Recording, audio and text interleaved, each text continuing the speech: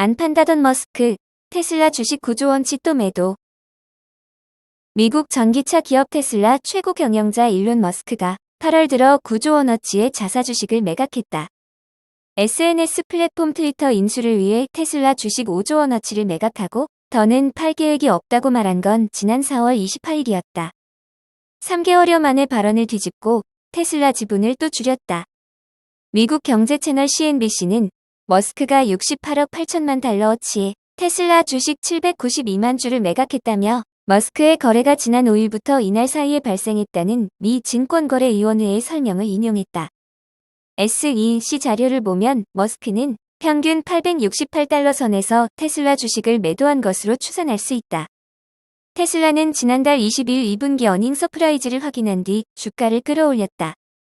지난 1일 시초가에서 900달러 선을 탈환했다. 하지만 테슬라의 상승장은 계속되지 않았다. 미국 텍사스주 오스틴 본사에서 연례 주주총회를 개최했던 지난 4일 테슬라 주가는 940.82달러에서 고점을 찍고 하락 전환했다. 이후 800달러대로 주저앉았다. 이날 마감 종가는 850달러다. 머스크는 지난 4월 27일 약 440만 주의 테슬라 주식을 매각했다는 내용의 서류를 SEC에 제출했다. 매각 시점은 같은 달 26에서 27일이다. 당시 990달러대였던 테슬라 주가는 돌연 870달러 안팎까지 내려갔다. 같은 달 26일 하루에만 12.18%나 폭락했다. 머스크의 테슬라 주식 매각을 놓고 트위터 타임라인이 들끓었다. 머스크는 트위터에서 자신의 테슬라 주식 매도를 언급한 한 이용자의 트윗에 지난 4월 28일 댓글을 달고 오늘 이후 테슬라 주식 매각 계획은 없다고 적었다. 테슬라 주식을 매도한 사실을 인정하는 동시에 추가 매도는 없을 것이라고 약속한 셈이다. 머스크의 약속은 정확히 99일째인 지난 4일에 깨졌다. 머스크는 최근 10개월간 테슬라 주식 320억 달러어치를 팔아치운 것으로 추산된다. 그가 보유한 테슬라 주식은 이제 1억 5,500만 주로 줄었다. 마크 러셀 니콜라 CEO 올해 말 은퇴. 후임의 마이클 로셸러. 니콜라는 CEO인 마크 러셀이 올해 말에 은퇴할 것이라고 발표했다. 새로운 CEO는 지난 2월 니콜라에 합류한 독일 자동차 제조업체 오펠의 전 CEO 마이클 로셸러로 내정됐다. 현재 니콜라의 트럭 제조 사업을 이끌고 있는 로셸러는 사장이 되어 즉시 이사회에 합류할 예정이다. 스티븐 거스키 회장은 로셸러가 6개월 동안 니콜라에게 큰 영향을 미쳤다며 자동차 업계에서 20년 이상 경력을 쌓은 노련한 임원이자 지식이 풍부한 비즈니스 운영자로서 깊은 경험을 가지고 있다고 말했다.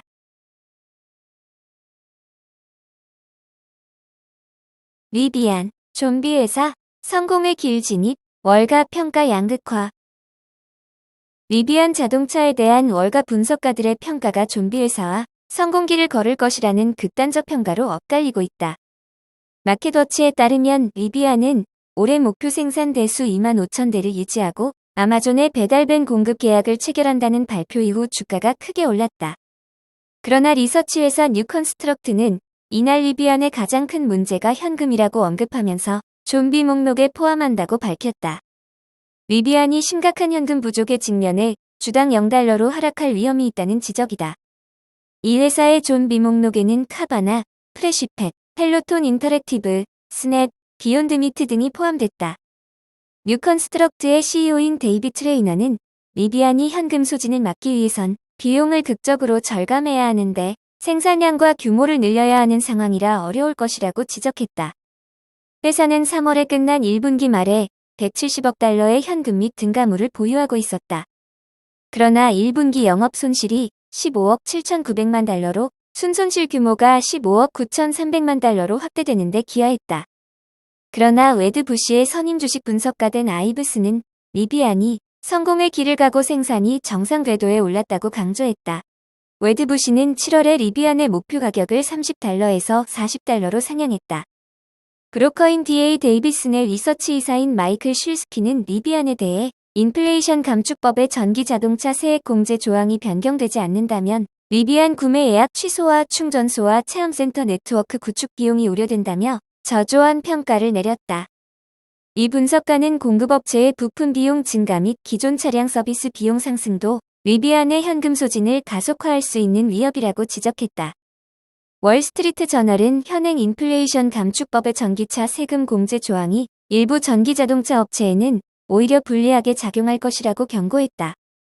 금융정보업체 팩트셋이 조사한 17명의 리비안 담당 분석가 가운데 10명은 리비안에 대해 매수, 6명은 보류, 1명은 매도 의견을 갖고 있는 것으로 조사됐다.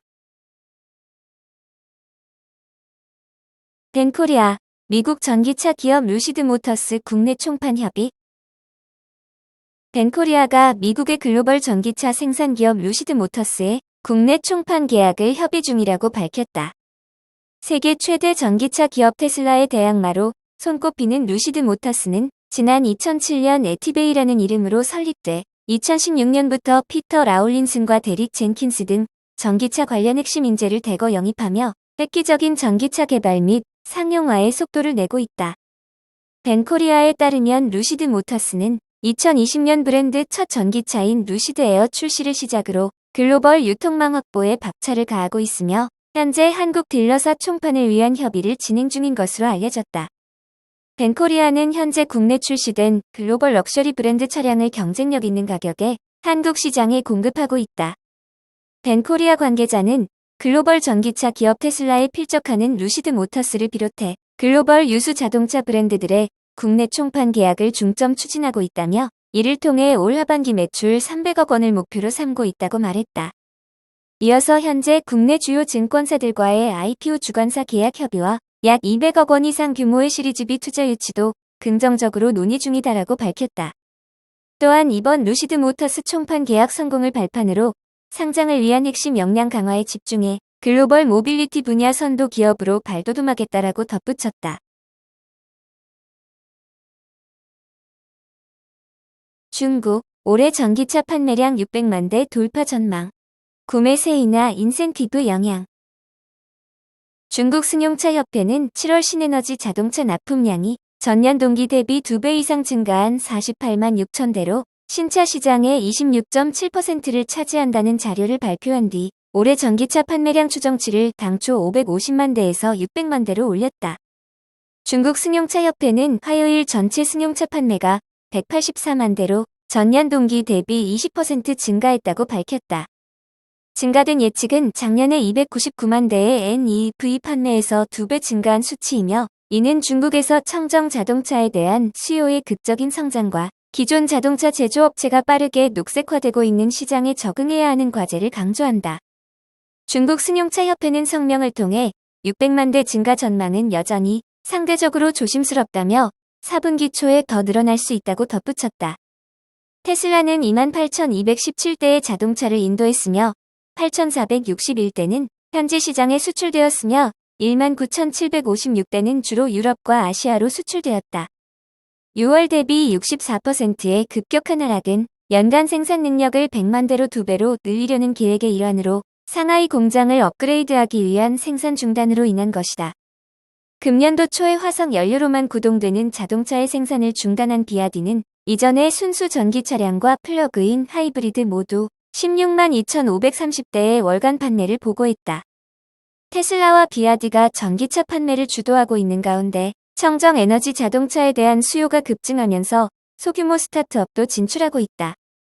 중저가 차량으로 대도시 외 고객을 공략하기 시작한 8년차 호존신 에너지 자동차는 지난달 1,382대를 포함해 올해 1만 4,037대를 해외 시장에 인도했다.